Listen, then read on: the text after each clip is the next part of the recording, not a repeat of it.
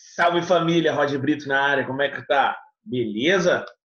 Pessoal, nós vamos agora para a nossa segunda aula de Grécia Antiga, tá? Então nós estamos tratando de antiguidade clássica, tivemos a primeira aula de introdução, tá? Período pré-homérico, homérico, arcaico, vimos bastante da organização política, vimos bastante da organização social do povo grego, nesse processo de formação, até chegarmos agora, estamos nesse momento ainda no período arcaico, e vamos analisar esse momento, nessa nossa segunda aula, as duas principais cidades-estados da Grécia Antiga. Vamos analisar, então, Esparta e, em sequência, Atenas. Ok? Vamos começar? Bom, então, se prepara, se organiza, pega seu caderno, pega sua caneta e bora começar anotando que, geograficamente, Esparta se localizava na região do Peloponeso. Diferente de outras cidades-estados gregas, Esparta possuía uma boa quantidade de terras férteis, o que foi favorável para o seu desenvolvimento. Bom, outro detalhe importante é que a cidade de Esparta é fundada pelos povos guerreiros dórios. Lembram deles? Primeira diáspora grega, a invasão dos povos dórios a este território. Lembrando que, quando lá chegaram, este território já estava sendo ocupado por diversos povos, jônios, messênios. Alguns aceitaram mais pacificamente, outros nem tanto, e nós vamos ver o que acabou acontecendo, tá? De qualquer forma, é importante você lembrar que a sociedade espartana era uma sociedade marcadamente militarista, ok? Então, a cidade de Esparta possuía um caráter militar. Você já deve ter visto, né, o filme 300 e o 300, A Ascensão do Império, ambos os filmes tendo os espartanos ali como plano central. São bons filmes, fica aí a dica, tá, para vocês. O primeiro filme do Rei Leônidas resistindo à invasão dos persas de Xerxes I. Bom, a gente comenta um pouco mais à frente. Se não assistiu nenhum dos dois, fica aí a dica para vocês, tá? O que a gente tem que entender logo de cara é a sociedade espartana. Faz aquela pirâmide social básica, bem tranquilo, e divide a sua pirâmide social em 3 estamentos, em 3 grupos. Lá no topo, os espartanos. Cerca de 5% apenas dessa sociedade, os espartanos descendiam dos povos guerreiros dórios e, justamente por isso, monopolizavam o poder político, econômico em Esparta. Tá? Então, os espartanos, descendentes dos povos dórios, compunham uma oligarquia dentro dessa sociedade. Vamos dar uma pausa para a gente entender. Oligarquia, governo de poucos, governo de uma minoria, um pequeno grupo que ditava as regras dentro dessa sociedade. Lembra lá da República Oligárquica, do período do Brasil da República Velha? Eu tinha basicamente 2 grupos latifundiários, mineiros e paulistas, dominando o cenário político brasileiro. Só para você ter a referência, tá? Então eu tinha uma oligarquia espartana, uma oligarquia esparciata, né, dentro dessa sociedade. Além disso, nós tínhamos os periecos. Esses periecos, descendentes dos povos jônios, que aceitaram a dominação dos povos dórios no processo de invasão. E justamente por isso ocupavam algumas funções, num primeiro plano, secundárias, como comércio, como artesanato. Como eles viviam nas áreas mais afastadas, eles viviam nas áreas chamadas de perióicos. Perióicos, periecos, daí vem a noção de periferia, tá? As áreas ao redor do centro político-econômico de Esparta. Outro grupo importante também dentro dessa sociedade era o grupo dos ilotas, tá? Esses ilotas, originalmente, são descendentes dos povos messênios, que resistiram à invasão dória e, portanto, acabaram sendo escravizados. Esses ilotas eram servos propriedade do Estado espartano e eram fundamentais para essa sociedade. Isso é importante. Coloca a observação aí, tá? Os ilotas eram muito importantes porque eram eles que basicamente cultivavam a terra. Eram eles que basicamente possibilitavam o espartano se dedicar ao treinamento militar, se dedicar à sua vida de treinamento estratégico, lembrando que para os espartanos muito mais valor tinha um guerreiro obediente do que um orador influente. Então, o que se procurava dentro da sociedade espartana? Se procurava um soldado forte, um soldado capaz de compor este exército que era um dos principais exércitos da antiguidade clássica. Um detalhe importante sobre o número de ilotas é que ele era crescente, não é verdade? Os espartanos estavam historicamente envolvidos em diversos conflitos e esses povos que eram conquistados pelos espartanos eram reduzidos à condição de ilotas. Isso era bom de um lado, mas era perigoso do outro, se você parar para pensar. Por quê? Porque esse número de ilotas, se ele fosse muito grande, ele poderia resultar numa revolta, numa rebelião contra os próprios espartanos. Nós vamos entender daqui a pouco como que os espartanos cuidavam dessa situação, tá? Então, a sociedade espartana, uma sociedade dividida basicamente em 3 grupos: espartanos ou esparciatas, periecos e ilotas, ok?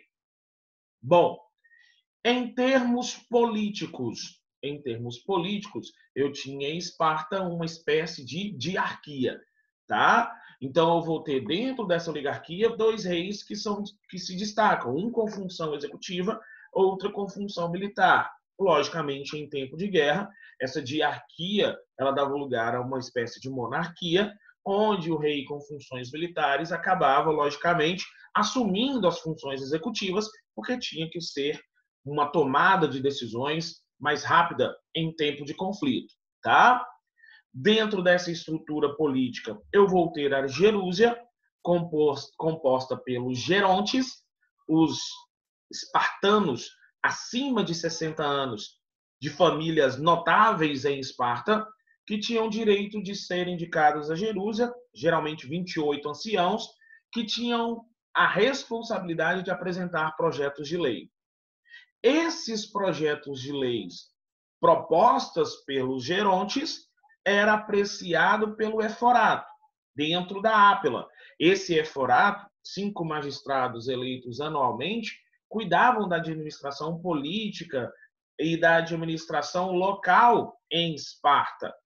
Agora, dentro da ápila, uma assembleia de caráter consultivo, eu vou ter a presença de todos os espartanos acima de 30 anos para tomar as decisões político-econômicas administrativas necessárias para a continuidade da sociedade espartana, tá?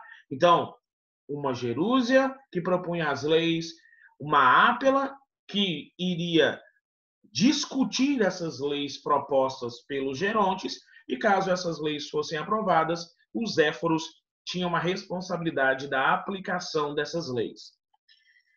É importante a gente entender uma seguinte situação. A vida de um homem espartano, do filho de uma família espartana, esparciata, né? Ela era marcada por fases, ok? Então, eu sempre digo assim, qual era o grande desafio desse menino, desse garoto nascido numa família esparciata? O primeiro desafio era ser fisicamente perfeito, porque se ele não fosse fisicamente perfeito, ele era jogado de um abismo, ele era descartado, porque procurava-se um elo forte para compor o exército. Alguém com alguma deficiência física, na visão desses espartanos, seria um elo fraco dentro do exército e, portanto, para evitar futuros sofrimentos, acabavam eliminando a vida desse bebê. Bom, mas, sobrevivendo, ele tinha um período de 7 anos. Os primeiros 7 anos, ele ficava com a família. Aos 7 anos, este menino passava a ser propriedade do Estado espartano. Ele era retirado do convívio familiar e durante 5 anos ele recebia uma educação básica. Dos 12 aos 17, os próximos 5 anos, ele vai receber treinamento militar, treinamento de armamento, treinamento estratégico.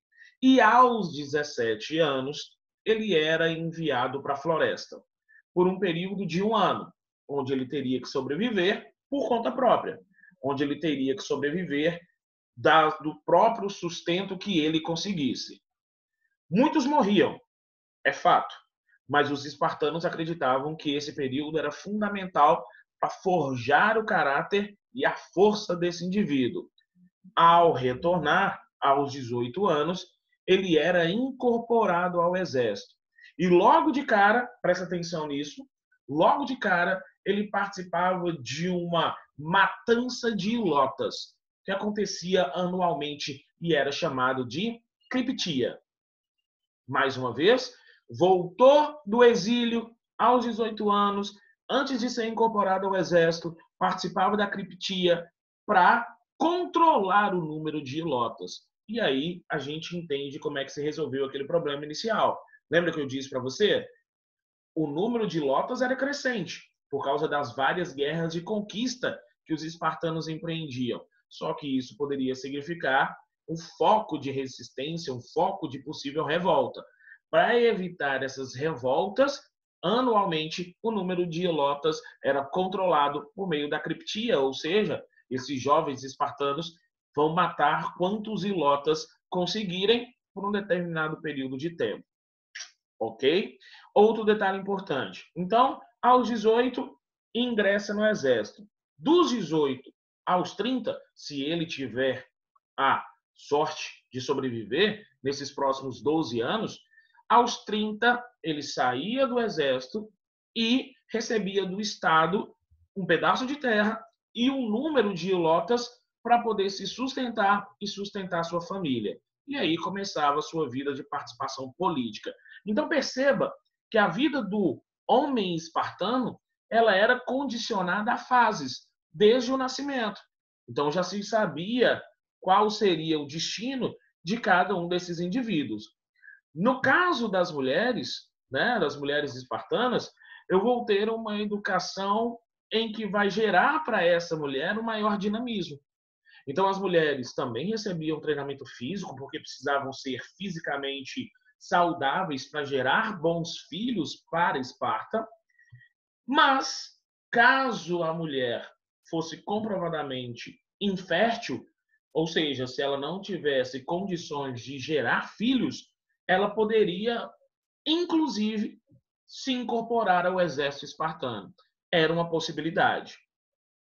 Um outro detalhe também muito interessante sobre a mulher espartana é o fato delas tomar conta dos negócios da família, gerenciar o estabelecimento familiar. Por quê? Porque como os maridos, como os homens estavam geralmente constantemente em campo de batalha, cabia à mulher fazer essa gestão dos bens da família enquanto seu marido, enquanto seu companheiro estivesse fora.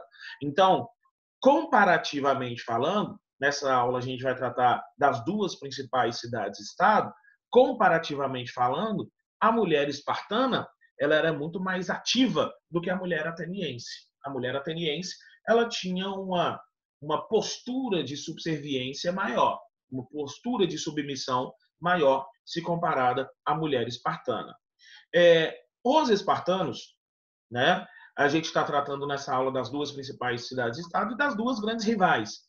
Esparta vai nutrir uma grande rivalidade em relação a Atenas e Atenas também vai nutrir uma grande rivalidade em relação aos espartanos. Essa rivalidade vai ter um momento de trégua, por assim dizer, quando os povos persas forem tentar invadir o território grego, né? E aí eu vou ter uma espécie de união entre as cidades-estados por conta do inimigo estrangeiro, mas depois essa rivalidade vai falar muito alto, tanto é que vai estourar um conflito entre as duas cidades-estados, a Guerra do Peloponeso, que nós vamos ver mais à frente e que vai ser muito crucial para a história da antiga Grécia, do desfecho dessa guerra do Peloponeso. Ok? Tranquilo? Bom, então vamos caminhando. Vamos então para a nossa segunda cidade-estado. Lembrando, a antiga Grécia era formada por diversas cidades-estados, as póleis gregas, e eu estou falando do momento em que nós já temos a Magna Grécia. Então, além das cidades-estados, eu vou ter ao longo do Mar Mediterrâneo diversas colônias gregas ao longo do Mar Mediterrâneo. É importante a gente fazer essa visualização também nesse momento, tá? Mas a gente vai tratar, logicamente, das duas principais, Esparta e Atenas, que são as que mais aparecem em termos de estrutura na questão dos vestibulares e no próprio Enem, tá? Bom, Atenas, diferente de Esparta, localizada na região da Ática, uma região cercada por montanhas e com pouca disponibilidade de terras férteis.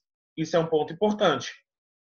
Enquanto os espartanos tinham para o seu sustento uma maior quantidade de terras férteis, os atenienses não tinham essas terras férteis em grande abundância, o que fez com que os atenienses tivessem que se dedicar ao comércio marítimo, à pesca, à navegação. Ou seja, os atenienses, muito por conta das questões geográficas, acabou se transformando numa cidade cosmopolita. O que eu quero dizer com isso? Numa cidade que passou a ter contato com diversas outras cidades, diversas outras colônias e diversos outros povos, né? Isso, logicamente, acaba influenciando a dinâmica político-econômica social da cidade ateniense. É importante a gente entender isso, tá?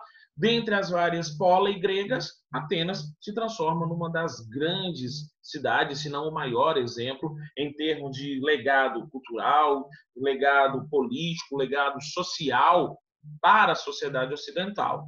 Ok? Bom, economicamente, vai predominar em Atenas o modo de produção escravista. Tá? Então, em Esparta, os ilotas, em Atenas, os escravos. Inicialmente, eu vou ter um número reduzido de escravos, mas com o passar do tempo, a relação dos atenienses com diversos outros povos, o aumento da escravidão por dívida, ou mesmo algumas guerras de conquista, fazem com que o número de escravos em Atenas se amplie, aumente. Bom, economicamente falando, no auge do desenvolvimento de Atenas, predominou-se o comércio, né? Aproveitando ali o porto do Pireu, e aí as grandes embarcações atenienses, o dracma, tá aí a imagem para você, é uma espécie de dólar da antiguidade, aceita em diversas praças e em diversos portos, com os quais os atenienses mantinham relações comerciais, tá? Bom, saímos de economia, vamos para a sociedade.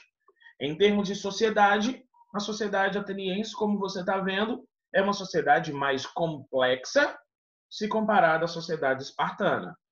A pirâmide social de Esparta tinha 3 grupos, né? Espartanos, periecos e ilotas.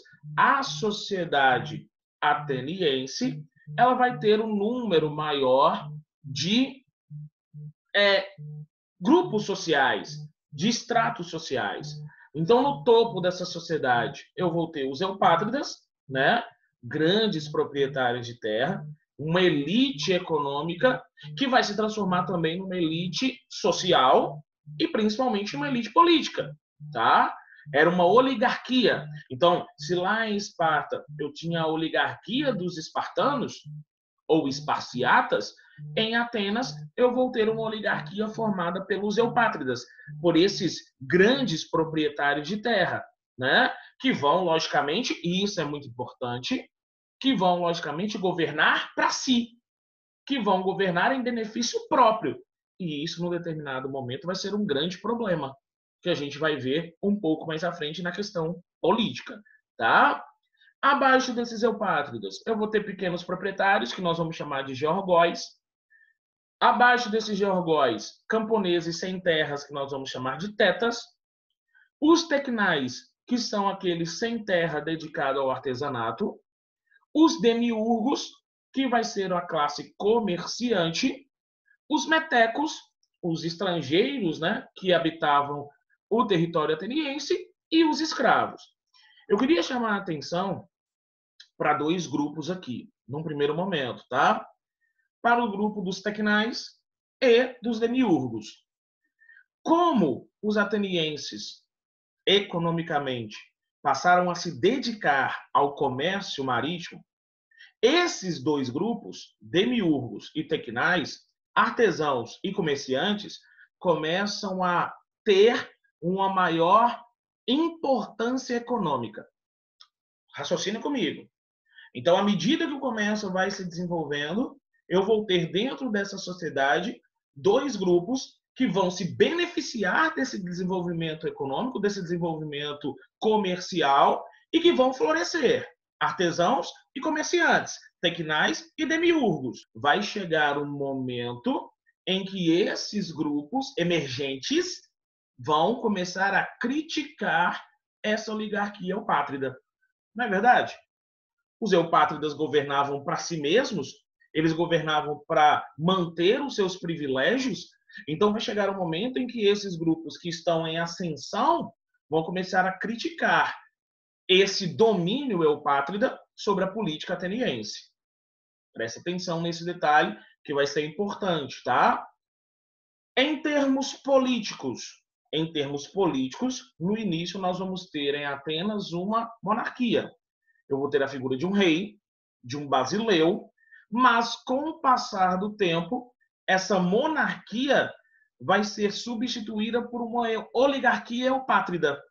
Vai haver uma rivalidade crescente em determinado momento entre os interesses dessa oligarquia ali dentro do aerópago e esses reis, esse governo centralizado.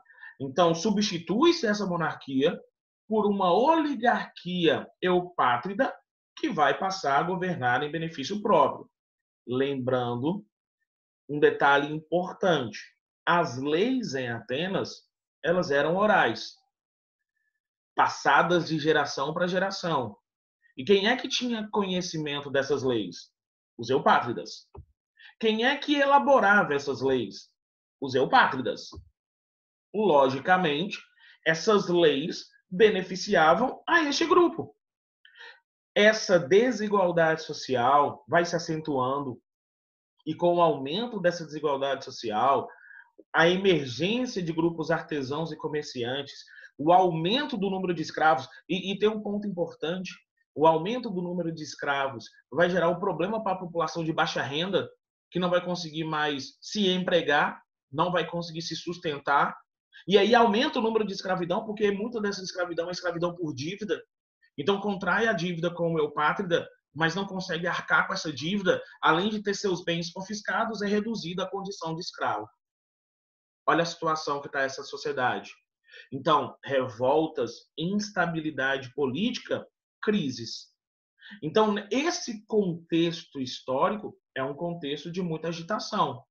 É um contexto de grande enfrentamento social. Eram necessárias mudanças. Não é verdade? Era necessária uma evolução política. E essa evolução política vem a partir das reformas. As reformas políticas que são implementadas em Atenas. Tá? Nós vamos entrar, então, num período que nós vamos chamar de um período dos reformadores. E alguns reformadores se destacam dentro deste grupo. Drácon, por exemplo, responsável pelas leis escritas que vão substituir as leis orais em Atenas. Então, agora eu não vou mais ter leis orais, e sim leis escritas para que pudessem ser consultadas. Essas leis eram duras, né? Boa parte delas, né? E boa parte dessas leis acabavam acentuando e consolidando o domínio dos eupátridas, o que acabou gerando, logicamente, uma situação de animosidade, de revolta para essa população que queria mudanças e queria melhorias. Aí vem o próximo reformador, vem Solon. Com Solon, as reformas foram mais profundas. Abole-se a escravidão por dívida, devolve-se as terras confiscadas aos seus antigos donos. Organiza-se essa sociedade por uma organização censitária, ou seja, eu vou ter grupos organizados por renda. Isso vai ser importante porque esses grupos eles vão acabar se reconhecendo e eles vão acabar buscando melhorias para si próprios. E aí vai se instituir com Solon dois princípios básicos: o princípio da isonomia, a igualdade de todos perante a lei, e o princípio da eunomia, o respeito a todos pelas leis. Só que entenda, esse momento é um momento de reflexão. As reformas políticas implementadas por Drácula e por Solon ampliam os direitos para mais pessoas nessa sociedade. Só que, claro, cada grupo agora vai buscar defender os seus próprios interesses. Vai se gerar uma instabilidade política. Não é verdade? Porque, apesar disso tudo, eu vou ter o grupo eupátrida, que domina ainda essa sociedade. Mas os demais grupos que agora conquistam direitos políticos vão forçar mudanças ainda mais profundas.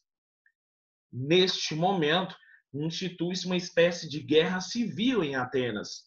E numa espécie de golpe de Estado, Pisístrato toma o poder, instituindo em Atenas uma tirania. Vai impor leis duras, contundentes, que vão gerar uma estabilidade dentro dessa sociedade. Esse período da tirania ateniense é um período em que nós vamos ter três tiranos mais notáveis: Pisístrato, que toma o poder, que dá esse golpe de Estado, e os seus dois filhos, Hiparco e Hípias, que vão implementar uma sociedade tiranicamente estável dentro desse contexto, tá? E aí, dentro dessas reformas, nós vamos ter uma reforma fundamental. Essa reforma vem com o nosso terceiro reformador. Então, vamos lá entender? Reformadores: Drácon, Solon. Pisístrato dá um golpe de Estado e impõe uma tirania, que dura até o reinado de Hípias. Dentro desse contexto, surge o terceiro reformador, que nós vamos ter neste contexto, Clístenes. Clístenes, muito por conta de uma revolta de caráter popular, vai iniciar algumas reformas politicamente estruturais em Atenas. O que Clístenes vai propor? Ele vai propor a divisão de Atenas em 10 tribos, também chamados de demos. Cada uma dessas tribos vai ter a responsabilidade e o direito de indicar 50 representantes que vão compor a bulé. Essa bulé, ou o Conselho dos 500, faria as leis que incidiriam sobre Atenas. Perceba, eu tinha uma estrutura monárquica, evoluí para uma estrutura oligárquica e agora eu estou evoluindo para uma estrutura politicamente democrática. Demo, povo. Cracia, governo. Democracia, o governo do povo. Essas 10 tribos e os seus 50 representantes têm agora o direito político de definir os rumos políticos, econômicos, sociais de Atenas. Essas leis, elas eram apreciadas na eclésia, né, onde eram colocadas em votação para os cidadãos atenienses, e aí seriam implementadas ou não, aprovadas ou não. É importante a gente fazer as seguintes definições, né? Primeiro, a democracia ateniense era uma democracia direta. O que significa isso? Os cidadãos atenienses participavam diretamente e ativamente das decisões políticas em Atenas. É diferente da nossa democracia. A nossa democracia atual ela é uma democracia indireta, não é verdade? Nós votamos e elegemos aqueles que nos representarão em âmbito legislativo e executivo, partindo do princípio que se nós os elegemos, eles tomarão as decisões que nós tomaríamos se lá tivéssemos. Porque se nós votamos nesses indivíduos, é porque nós acreditamos em suas propostas e nos identificamos de alguma forma. A democracia em Atenas era uma democracia direta. O cidadão ateniense participava das decisões. Um outro ponto importante. Quem era cidadão? Esse é um ponto importante. Né? Nem todos eram cidadãos. Cidadãos eram homens nascidos em Atenas, filhos de pai e mãe ateniense, maiores de 21 anos. Esses eram cidadãos. Mulheres, crianças, escravos, os metecos, né, os estrangeiros, esses eram excluídos do processo de participação política. Ok? Ah, professor, mas como é que pode ter democracia com escravidão? É parte do processo. A escravidão era fundamental dentro dessa sociedade. Por quê? Porque assim como os ilotas liberavam os espartanos para treinarem militarmente, os escravos em Atenas liberavam os cidadãos atenienses para poderem se dedicar à oratória, para poderem se dedicar à política, para poderem se dedicar à participação nessas decisões. Então, era fundamental o trabalho dos escravos dentro dessa sociedade. Então, democracia e escravidão, neste contexto, não eram incompatíveis, na verdade, eram complementares. Outro detalhe importante. Ah, professor, como é que pode ser democracia se eu tenho uma exclusão de um grande número de pessoas dentro dessa sociedade? A noção, ela permanece. O que muda é a questão de cidadão, da noção de cidadão, de cidadania. Porque hoje quem são cidadãos? Homens e mulheres. Não é verdade? Iguais em direitos e deveres. Naquele momento, quem é que participava ativamente da política? Os cidadãos. E hoje, os cidadãos. Só que o que muda e o que evolui é a noção de cidadania. Ok? Isso é importante. Então, onde é que eram discutidos todos essas leis, esses elementos? Onde é que se dava essa participação? Se dava na praça pública, se dava na ágora, onde os cidadãos atenienses se encontravam e ali se reuniam para discutir o futuro e as necessidades de Atenas. Um outro ponto importante é justamente a questão da exclusão daqueles que atentavam contra a democracia ateniense.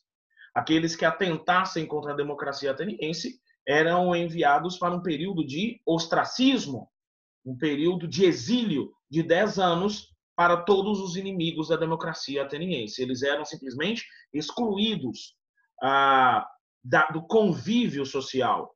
Por que o ostracismo? Porque a sentença era dada num pedaço de cerâmica semelhante a uma ostra, né? E aí, os troicos, ostracismo, acabou se colocando dessa maneira o termo, né? De exílio de todos esses que eram inimigos da democracia ateniense. Ok? Bom, pessoal, estamos chegando ao final dessa nossa segunda aula de Grécia Antiga.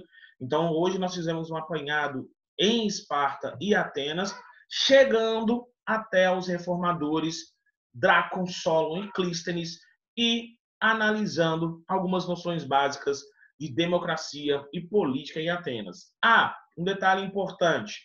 Diferente da mulher espartana, a mulher ateniense era submissa.